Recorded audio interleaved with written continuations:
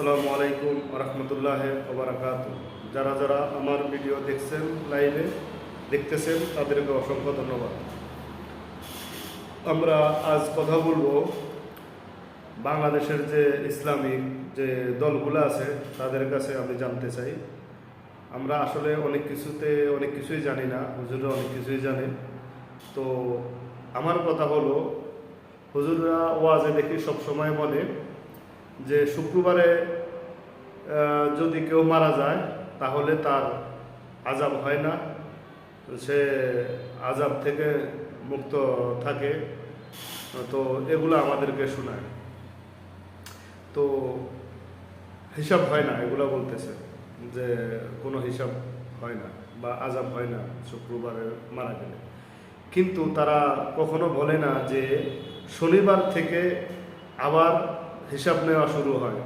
যারা অন্যায় করে তাদের আযাব হয়, বা তাদের যারা ভালো তাদের তো ভালোই, আর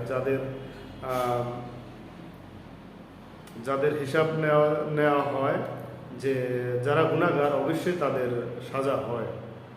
আমরা জানি যে এটা, কিন্তু হুজুররা কেন এগুলা খোলামেলা জনগণকে বলে না? জনগণকে কেন বলে না, এটাই আমরা জানতে চাই। অনেকের প্রশ্ন এটা। তো দেখি বাংলাদেশের জনগণ জানতে চায়।